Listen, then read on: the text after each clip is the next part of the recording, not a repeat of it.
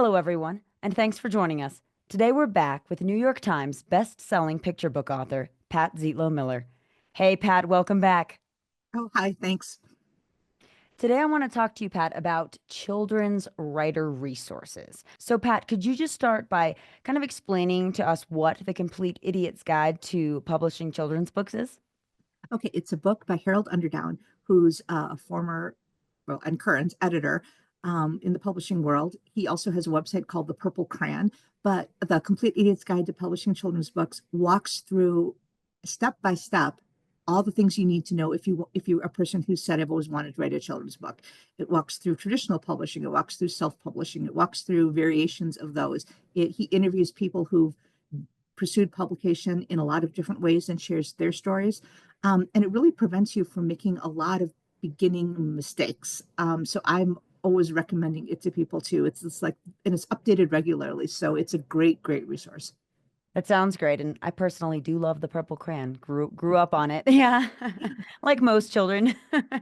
Now, could you also talk a little bit about the children's writers and illustrators market? Yeah, that's a great book that is really helpful. It lists all the different publishers in the United States.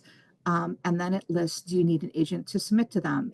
If you don't, where do you send your submission to? What kind of material are they looking for? Are they looking for children's? Are they looking for fantasy? Are they looking for, and so you can go through and say which publishers match with my manuscript and how would I submit it. When I first started out, I had the book and I had a highlighter and I was just going through and highlighting. And it's all in one spot. And again, it's updated every year. It comes out in January with the newest edition. Oh, that's fantastic. Great resource. And I want to talk a little bit about the Society of Children's Book Writers and Illustrators, SCBWI. I would not be published if I hadn't been an SCBWI member. I joined when I first thought I really wanted to do this. And it's a national organization. And then each state has a chapter as well. And so when you join, you're part of both. And they offer conferences. They help match you up with critique groups. They have online webinars you can watch with agents and editors and published authors. I went to my first conference in Wisconsin. And I was terrified. I thought like they'd say, you don't belong here, and they'd like shoo me out the door, but that didn't happen. And now I actually speak at some of the conferences and I've done webinars for them. But I learned so much. I met my agent through an SCBWI conference. You get to connect with other authors and like share ups and downs. It's really a great organization that helps you get where you want to be. Now, you mentioned critique groups. Could you elaborate a little bit more on all that entails? Sure, critique groups can run a lot of different ways, but basically it's you and a bunch of other people who also want to write for kids, and you share your work with each other and share feedback. I've been in ones that are very structured, where you have your week to submit your story, and then everybody has a certain amount of time to respond to it.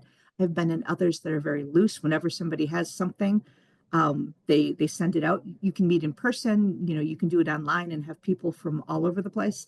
But it's great because when you're writing your story, you kind of get, what you mean.